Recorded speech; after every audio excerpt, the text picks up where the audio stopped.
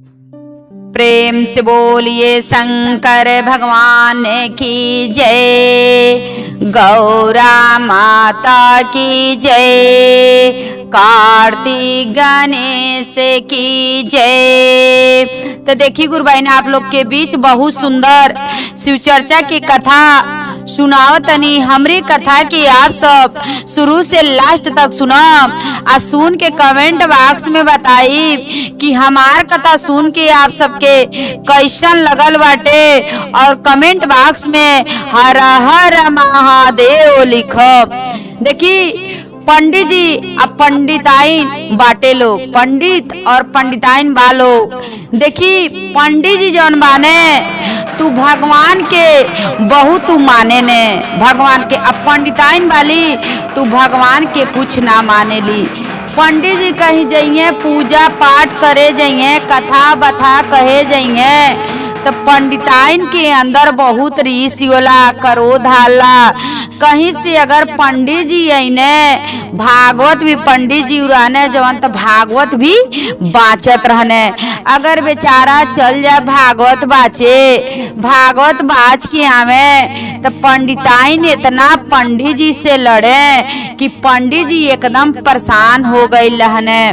तो पंडित जी कहने अपने माई दादा से कहने कि ये माई दादा से अपने कहने ये अम्मा ऐसन बात बा बतावो, ऐसन परिवार से शादी हमार हो गई ऐसन लड़की से कि हम भगवान के कुछ भी भक्ति करतनी तुम्हें हमके बोले ली डांटे ली कहे ली कुल कैले से का भइल, अगर कर्म ना करब त खाए के का मिली बताव। तू जात ल कहीं कथा बथा कहतल उसे 2 रुपया पावतल तो से तुहार सा हो जाता गुजर। ई कहने पंडित जी कहने अरे तो के का लगता इतना, हम कहनी इतना का लगता इतना बहुत बा। देखी पंडित जी के कभी पंडिताइन जो रहली तो कभी रौरो ना कहत रहली, कब्बो रौरो से बात ना करत रहली। कहने अपने माई से कहने माई आ कह तैसन प्राणी से हमारे ऐसा शादी हो गई बा कि ये तो होता कि हमके इनके कि त्याग दी। पंडित जी देखी गुरुबाइना कितनो समझौने अपने औरत के, लेकिन औरत ना मनली। माई दादा उनकर पंडित जी के माई दादा कहने कि ये बेटा देखो जेकरे मांग में सिंदूर डाल देवला उ अपन औरत है, उ कुछ भी करेली, थोड़ा सहन बर्दाश्त क के रहल जाला। देखी पंडित जी अपने माई बाप के बात मान के आप उनके साथे रहत रहने। देखी गुरुबहिना कुछ दिन बीत गल, जब इतना गलती कर तली तब भगवान उनके एको औलाद ना देले बाने, भगवान उनके एको औलाद ना देतने। तब भी देखी पंडिताइन के आपन घमंड उनकर नाई कम होत रहल, काहे से कि धन दौलत सब कुछ उनके लगे रहल आ कुछू के कमी ना रहल। उनकी ई ना चिंता रहल कि हमके भगवान औलाद दिए अचाना दिए, ऊ रहली ऊ अपने मन में दिल के बहुत उसका जानत रहली हम बहुत बढ़िया बानी। देखी पंडित जी तो बेचारा अपन ते कर्म ही बनावते बाने। माई दादा जब पंडित जी के माई दादा जब मर गई ने तो माई दादा के अपन काम क्रिया क देहने। अब देखी पंडित जी या पंडिताइन गुरु बहिना घर में लोग बच गइल बालो, पंडित जी या पंडिताइन बच गइल बालो, एको औलाद ना भइने। जब एको औलाद ना भइने तो देखी भगवान की जितना भक्ति करत रहने, जितना ही डांट लगावत रही, अपने पति देव से लड़त रही, उतने इनके घर में नकारात्मक शक्ति भरत रहल, उतने लड़ाई करत रही, उतने इनके धन के कमी होत रहल। देखी ऐसे उ करत रही, प्रतिदिन के उनकर काम रहल कि ये कहीं से पंडित जी आवे तो पंडित जी से उ लड़बे करे। पंडित जी कहने कि का भगवान के जब गईने कहने इतना का ये भगवान कहीं तुहार जग परोज होला वहाँ हम जानी ना केहू 1 रुपया दी तबो हम केहू के कथा बथा भागवत उगत सब करेनी। कवन हम कर्म बिगड़नी कि हमके ऐसन पत्नी हमके आप देहनी, हमके अपने कर्म के दोष जवन अगर हम गलती कैले उ हमके आप बता देती। देखी पंडित जी देखी बहुत कुछ भी कहने, पंडित जी के देखी गुरु बहिना कोनो कर्म बिगड़ले हुई है तो कुछ सजा मिलता, लेकिन पंडिताइन के अगर पंडित जी समझावत ने तिनके समझ होके चाहिए। यहाँ की देखी जब सास ससुर माई उनकर पंडित जी के माई दादा जब मर गई ने तब इनकी औरी घमंड हो गई कि अब जो कुछ बा अब ते हम इनके अंगुरी पे नचाई। यहाँ तक कि उ घर में देखी जाति के पंडित रहली, लेकिन अपने घर में केहू से मीट मछली मंगा के उ बना के खात रहली। पंडित जी अगर बोली देत रहने तो पंडित जी पे उ बहुत तेज गुस्सियात रहली, पंडित जी से लड़त रहली। पंडित जी बेचारा बहुत परेशान हो गई ने गुरु बहिना, बहुत परेशान हो गई ने। जब परेशान हो गई ने तब का करें, कहने हमारा दिन ये तरह नाय कट पाई। जब इनके हम त्यागब, इनके छोड़ के दूर देश चली जाई तो भी जनिए कि कवन हालत कि ना पति के रहले पे, ना भगवान के मनले पे, ना बाल बच्चा रहले पे कि शरीर के कवन सजावा। देखी इतना गुरु बहिना पंडित जी सोच के अपन गांव छोड़ देने, अपन घर छोड़ देने, छोड़ के चल गई ने दूरंदेश चल गई ने। वही जा जाके अपन वही जा कथा कहें, वही जा रहे, वही जा अपन दिन रात अब रहे। ई 2 दिन अगोरली, 4 दिन अगोरली, 10 दिन अगोरली कि देखा अब ले अने ना।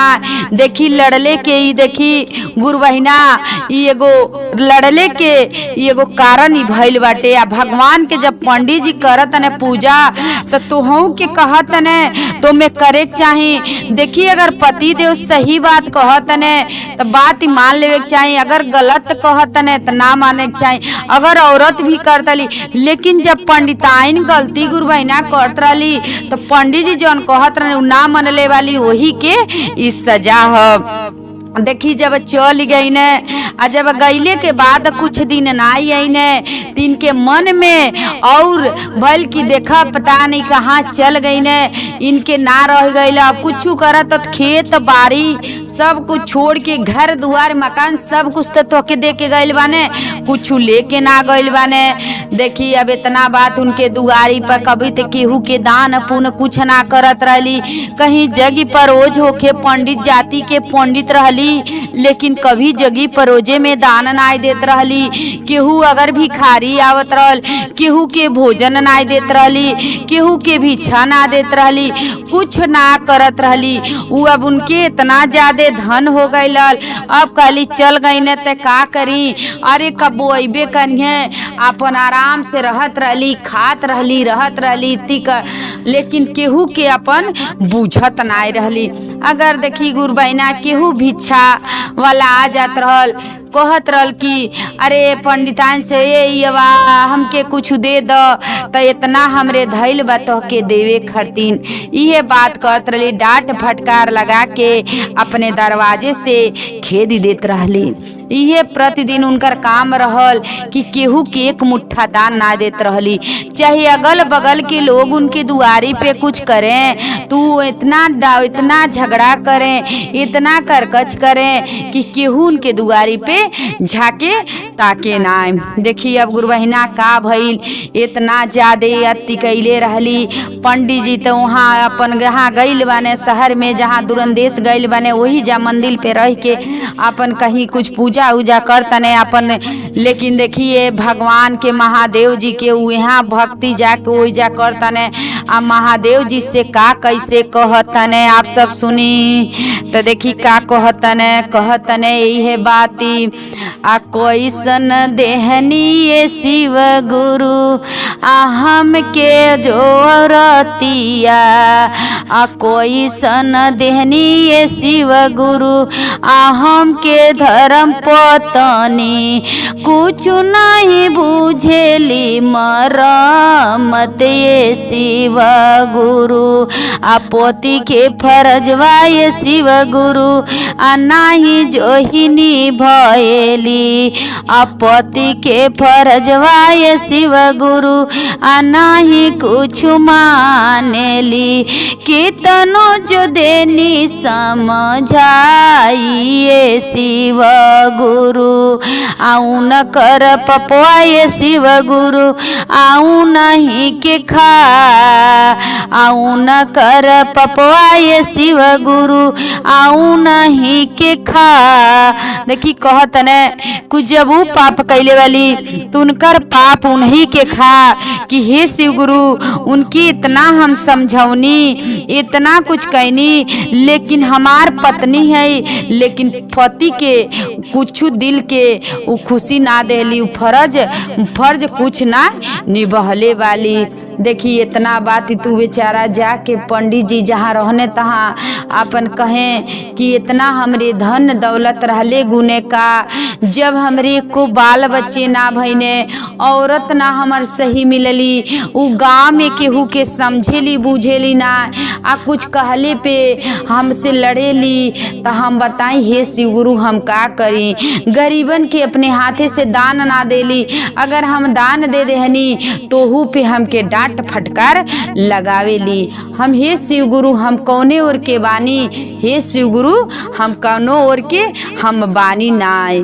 देखी इतना बात ते एक दिन जब इतना बात कही देने तो एक दिन देखी महादेव जी परीक्षा लेवे ई पंडिताइन के घरे आईने पंडिताइन के जब घरे आईनी भेष बदल के साधु के रूप में तो कहनी ये कहत ने ए मतवा कुछ भिक्षा दे द ए मतवा कुछ भिक्षा दे द मतवा निकलले अली कहल तने कि अरे हमके बड़ा तेज के प्यास लगल बा आ कुछ आप खाए के दे देती तो खा लेती तो आगे हम बढ़ती तो कहत अली कि हमरी इतना जांगर धइल बा तो के पानी देवे के आ तो के खाना खियावे के हमरे घरे कुछ ना बा तू यही जैसे अपन कमंडल उठाव आ यही जैसे तुरंत तू चल जा अगर ना तू गईला तेही जा अब भी हम तो के डंडा घर में से ले आवतनी आ तो के हम बतावतनी कहतनी ए मतवा ऐसन काहे कहतलू अरे कहल जला भूखन के कहल जला देखाना देवल जला प्यासन के पानी देवल जला अरे जेकरे घर दुआर ना रहेला तो एक दूर रहले के बसेड़ा देवल जला कहली हमरे लगे कुछ ना बा तो के इतने कहतनी कि तू हमरे दुआर से तू चल जा। देखी भोलेनाथ हो जा भेष बदल के आके अब पंडिताइन के बहुत कुछ कहले बानी गिड़गिड़ाइल बानी लेकिन पंडिताइन जी अपन आदत ना छोड़ले वाली उनके काहे से उनकी इतनी धन रहल कि उनके धन के घमंड रहल कि जा चल गइल बाने कहीं चल गइल बाने का करे बा हमार जिंदगी हम खुशी से बानी ने इतना। देखी उ पंडिताइन खराब गुरबहिना रहली जब ऐसे कैली तब पंडित महादेव जी जब चल गईनी पंडित जी लगे तो पंडित जी लगे जब गईनी तो भेष बदल के पंडित जी के लगे ठड़ा बनी कहतनी कि आए काहे रोतल आ का भइल बा तोहके ते कहतने ए बाबा हमरे के कुछ ना भइल बा अरे हम अपने दिल के बात ही हम का बताई तो कहने अरे बतावत कहतने पंडित जी कहतने कि अरे हम का बताइए बाबा हमरे बड़ी दुख बा अरे बताव ने तो कहने पंडित जी अरे बाबा बताए तो बड़ी लंबा चौड़ा कहानी बा जब बतावे लगम न तब सुनते रह जाए तो कहने अरे बताव न तोहरे दिल के हम देवे वाला हम बानी न। तो पंडित जी लगने अपने साधु बाबा से बतावे कहे लगने कि अरे हमार शादी भइल तो औरत ऐसा मिलली कि कभी भी कहीं जानी गजगी परोजी में जाए कहीं कथा बथा कम कहीं भागवत बाचो तो जब भी घरे आवे नी तो लड़ेली माई दादा रहने तो कहने बिहल परानी ना छोड़ल जाला तो हम ना छोड़नी आ बाली तो माई दादा मर गए ने वो अपने मन के जवन मर्जी रहला करेली हम ने बाबा हम ना रह गए हमके ना देख गए तो हम अपन घर के छोड़ देले बानी। साधु बाबा से इतना बात कहने उस साधु बाबा देखी ना गुरबहिना रहने उतर रहने महादेव जी रहनी। देखी जब इतना बात अब का भइल बाटे अब वही जा महादेव जी देखी जैसे वो भिक्षा ना देहली आ जैसे दुआरी पे रखवारी करतली वैसे उनके का भइल बा गुरबहिना कि वही जा पटपटा के गिरली आ जब पटपटा के जब गिरत तली तो चारों ओर से गुरुबहिना उनके सांप घेरी लेहने, चारों ओर से सांप घेरी लेने आ घेर के कहत ना देखी। अब वही जब पंडिताइन कहत अली अब हमसे अब ना गलती हुई कि कहाँ से आप लोग इतना आ गए बनी वही जा। तो देखी वही जैसे एगो सांप कहता कि अपने पति के तू बहुत मान मर्यादा बहुत कम कैले ना बालू, अपने पति के कुछ जनले ना बालू, बुझले ना बालू, अपने पति की इज्जत ना कैले बालू। बताव तुहरी अंदर का कबू भिक्षारी के भिक्षा ना देलू, भिखारी के तुहरी धन दौलत इतना रहले का फायदा। अरे तोहके बाल बच्चा ना चाहिए, तोहके पति ना चाहिए, तोहके दान पुण्य करे के ना चाहिए, तो तोहके धरती पे रहले का फायदा बा। कितनो देखी चिल्लाइल वाली गिड़गिड़ाइल वाली उनके सीना पे बैठ के उनके अगल बगल चारों ओर से सांप घेर के और उनके तड़पा तड़पा के काट काट के लोग मुँगा देले बाटे। देखी जब मुँगा देले वालो फिर देखी वो जो साधु बाबा गइल बने पंडित जी लगे, कहने पंडित जी से कि ये पंडित जी एक बात तो कहतनी कि आप घरे चल जाई, आपके पत्नी वाली जवन सुधर गइल वाली। देखी वही तो कह के भेजने कि आप जाई, आपके पंडित जी हमार बात मानी कि आप वापिस घरे जाई। देखी जब पंडित जी घरे आवतने तो देखतने कि वही जा जब हमरे पत्नी के जब देखतने तो सांप काट के आ वही जा उनके मुँहले बाटे लोग मर गए बाने। तो वही जब पंडित जी कहने देखी उनके कुछ कष्ट ना आवेल, कहने ये सब पाप कैले रहली तब पाप के सजा उनके महादेव जी सब देले बानी, केहू ना देले बानी, सब महादेव जी देले बानी। तो तेगी गुरुबहिना कभी भी इतना बढ़न गलती ना कर जाला।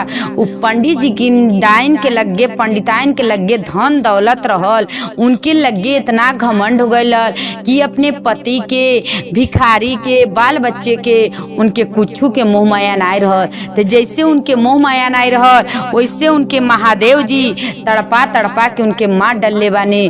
तो देखी जे गलती करी जे अन्याय करी ओके भगवान ऐसे सजा दे के तड़पा तड़पा के ऐसे महादेव जी मारम।